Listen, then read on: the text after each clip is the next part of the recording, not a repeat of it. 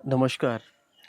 आज मीन राशि पर सितंबर के महीने के राशिफल पर चर्चा है और सबसे पहले मीन राशि के जातकों के लिए इस समय आपके अष्टम स्थान में 2 सितंबर को शुक्र महाराज जैसे ही मौजूद होंगे, अब स्वराशि के तुला राशि के जाते ही, तो 2 सितंबर से आपके जीवन में गुप्त तरीकों से, रहस्यमयी तरीकों से, सीक्रेटिव तरीकों से कुछ चीज़ें घटित होंगी, जिसकी आपने उम्मीद भी नहीं की होगी।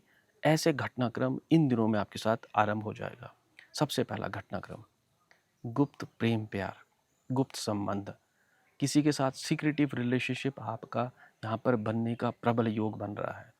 ऐसा कोई जातक या जाति का जो आपको पसंद करता था, बहुत लंबे समय से आपके साथ अपने आप को उजागर नहीं किया उन्होंने अपनी फीलिंग्स को, तो इस समय वो फीलिंग्स उजागर होने का समय नजर आ रहा है।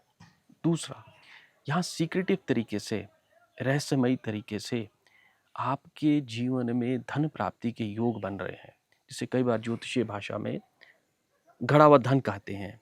तो ऐसा धन, अचानक धन प्राप्त होने के योग बन रहे हैं। शब्द में बार बार रहस्यमयी तरीके से, मतलब जो आपने सोचा भी नहीं है, अनएक्सपेक्टेड तरीके से, सामाजिक परिवेश से, जो कायदे कानून है, वैल्यूज़ हैं, सोसाइटी के जितने भी नॉर्म्स होते हैं, उससे अलग हट करके शुक्र महाराज अष्टम स्थान में ये चीज़ें दिलाएंगे। क्योंकि यहाँ पर अष्टम स्थान के शुक्र के बारे में कहा जाता है, ये मरण कारक स्थान है। यहाँ पर कोई उसके पास इथिक्स नहीं है, उसके पास कोई भी कंट्रोल नहीं है। ऐसा शुक्र आपके जीवन में आपको विशेष लाभ की परिस्थितियाँ दिलाता हुआ नजर आएगा। और यही वो समय होने वाला है जब शुक्र महाराज आप पर आपके जीवन में किसी ऐसे व्यक्ति को लेकर के आएंगे जिसकी आपने बहुत लंबे समय से कामना की। दूसरा बड़ा परिवर्तन 2 सितंबर को शुक्र का है और 7 सितंबर को बुध महाराज आपके सप्तम स्थान में उच्चता को प्राप्त करेंगे, जिसको भद्र महापुरुष नामक योग कहते हैं।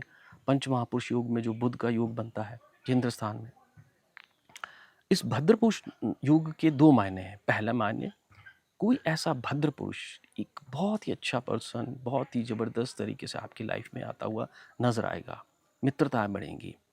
दूसरा, यहाँ पर जो बिजनेस पार्टनरशिप के लिए हम जिन संबंधों को खोजते हैं, ऐसा व्यक्ति भी आपके जीवन में आएगा। तीसरा, इस बुध महाराज की उच्चता का प्रभाव आपके जीवन में शेयर मार्केट से, स्पेकुलेशन से, बिजनेस से, व्यापार में उन्नति तरक्की के अवसर खोलता हुआ नजर आ रहा है। ये कैसा योग बनेगा आपके जीवन में, ये बहुत लंबे समय के पश्चात है। क्योंकि यहाँ पर अगर देखा जाए तो मीन राशि वालों के सब पंचम भाव में उच्चता को प्राप्त बृहस्पति महाराज भी मौजूद है, यहाँ बुध महाराज भी अपनी उच्चता को प्राप्त है। तो ये साक्षात सरस्वती योग होता है। ज्ञान और इंफॉर्मेशन, नॉलेज, पूर्ण रूप से कृपा आपको मिल रही है। इसीलिए मैंने कहा है, ये लॉटरी से, शेयर मार्केट से, स्पेकुलेशन से या किसी अन्य परिस्थिति से लाभ कमाने के अवसर आपको दोनों ही ग्रह दिला रहे हैं। आपकी योजनाएं, आपकी प्लानिंग, आपके द्वारा लिया गया जो भी निर्णय होगा, डिसीजन इस समय बिल्कुल सही होगा। तो विद्यार्थियों के लिए बहुत अच्छा समय है। सफलताएं कॉम्पिटेटिव एग्जाम्स में आपको मिलेंगी।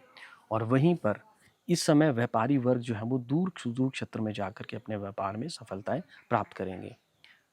मीन राशि के जातकों के लिए जो विदेशों में बसे हैं उनके लिए भी बहुत अच्छा है। नई नौकरी लगने का योग बन रहा है।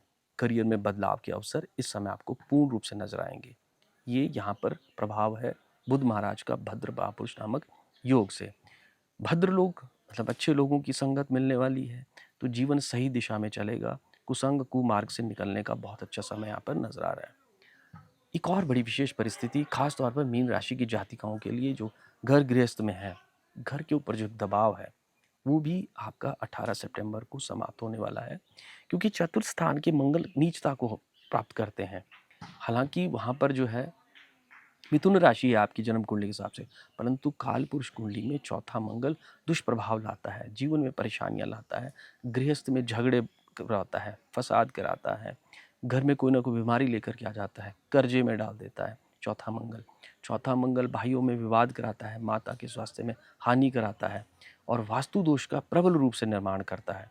तो वो भी 18 सितंबर को आपके पंचम भाव में हालांकि नीचता को प्राप्त होंगे, परंतु कम से कम चौथे भाव से तो निकल गए। अब बृहस्पति की उच्चता के साथ यहाँ पर आपके संतान से आपको लाभ होगा, संतान को लाभ होगा, विद्यार्थियों को लाभ होगा, लॉटरी शेयर मार्केट से जुड़े हुए लोगों को लाभ होगा। तो एक बहुत अच्छा योग इस की कृपा से बनने वाला है। और इससे पहले 17 सितंबर को बुधादित्य योग आपके सप्तम स्थान में, सूर्य महाराज संक्रांत के पश्चात वहाँ पहुँच जाएंगे। तो बुधादित्य योग सप्तम स्थान में बनने से ये व्यापार के लिए बहुत उत्तम है, परंतु सातवां सूर्य एक प्रकार से अस्त सूर्य है।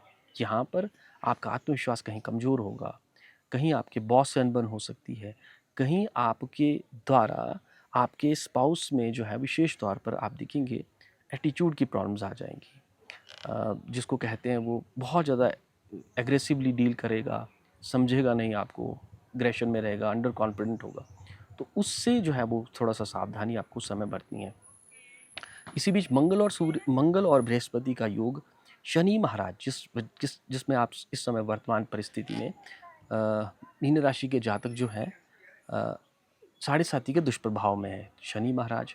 अब शनि महाराज पर मंगल की दृष्टि बृहस्पति के द्वारा पहुंचेगी, तो इसका प्रभाव होगा जो एक आलस्य की प्रवृत्ति है, जो हर कार्य में डिले का इस समय आपको समय चल रहा होगा, विलंब हो रहा है, कोई काम बन नहीं रहा है, बदनामी का योग बना हुआ है, निस्तेज है, आपका प्रताप नहीं है, कोई आपकी बात सुनता नहीं, समझता नहीं, आपको सीरियस नहीं लेता। तो इस समय अब मंगल महाराज अपना प्रभाव दिखाएंगे बृहस्पति के द्वारा, शुभता भरेगी, घर में कोई मांगलिक कार्य हो सकता है इस समय आपके। और राहु और केतु की शरारतों से भी बाहर निकलने का ये प्रबल समय है। 12वां राहु बहुत छल करता है, बहुत खर्चे कराता है, बहुत व्यर्थ की एक प्रकार से व्यक्ति को जो है ऐसे प्रलोभनों में, ऐसे इंटॉक्सिकेशंस में या ऐसे नशे की प्रवृत्ति में, दुष्प्रवृत्ति में, कुमार्ग में, कुसंग में ले जाता है, जहाँ व्यक्ति को नुकसान होता है। और वहीं पर छठा केतु जो होता है वो भी व्यक्ति को करियर में, जॉब में जो है वो डिससेटिस्फेक्शन देता है, तो सेटिस्फेक्शन वहाँ पर नहीं आती। परंतु अब ये परिस्थिति भी बदल गई है, काल सर्प योग दोष जो आपको चल रहा था वो भी समाप्त हो गया। तो एक बहुत अच्छा परिवर्तन यहाँ पर आपके जीवन में इस समय देखने को मिलेगा। इस समय आपको एक चीज़ का विशेष तौर पर ध्यान देना है, वो झगड़ा नहीं करना है किसी के साथ, आर्ग्यूमेंट नहीं करना है, रैशली ड्राइविंग नहीं करनी है। अगर आप ये सब नहीं करते हैं तो ये योग इस महीने आपको विशेष लाभ दिलाएगा। विशेष तौर पर अष्टम स्थान का शुक्र गुप्त तरीकों से, रहस्यमयी तरीकों से, सीक्रेटिव तरीकों से बहुत दान लाभ दिलाएगा। अब देखिए इस महीने ये विशेष उपायों से भरा हुआ महीना है। सबसे पहले तो 4 तारीख को श्री कृष्ण जन्म अष्टमी है। अष्टमी को विशेष तौर पर जो है आपको जो है विष्णु जी की आराधना करनी चाहिए। और इस महीने विष्णु जी के 2 अवतारों का भी वर्णन है। वराह अवतार का भी इसी महीने में है और एक दूसरे विष्णु जी के अवतार इस महीने हुआ, तो उनकी भी आराधना करने का समय है। दूसरा 10 तारीख को यहाँ पर जो है वो कुशा ग्रहणी अमावस्या है। अमावस्या है उस दिन, तो कुशा को ग्रहण किया जाएगा। ओम हूम फट स्वाहा इस मंत्र से आपको उस दिन कुशा को ग्रहण करना है।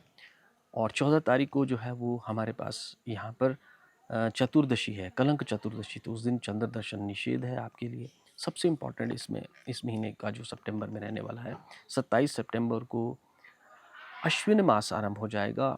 उसमें भी कृष्ण पक्ष जैसे ही 27 तारीख को आरंभ होगा, जिसको पितृ पक्ष कहा जाता है, श्राद्ध पक्ष कहा जाता है। तो श्राद्ध अपने पितरों के निमित्त आप अगर तर्पण करते हैं, का दान, भोजन जो भी है उनको जरूरतमंद, जो व्यक्ति सुपात्र है उसको देने से जो है पितृ खुश होते हैं, उनका आशीर्वाद मिलता है, ब्लेसिंग्स मिलती है। और एक प्रकार से हमारे ये थैंक्स गिविंग है अपने पितरों के नाम, अपने पूर्वजों के नाम, जिनकी कृपा से जो हमारी अस्थि मज्जा, जो शरीर हमने धारण किया है या जो भी संसाधन हमारे पास हैं, उसमें पितरों का बहुत बड़ा योगदान है। तो उसको धन्यवाद करने का ये सबसे सर्वोत्तम समय है। तो पितरों की अवश्य इस दिन आपको सेवा करनी चाहिए। और विशेष तौर पर इस महीने जो है विष्णु जी की आप आराधना कीजिए। धन्यवाद।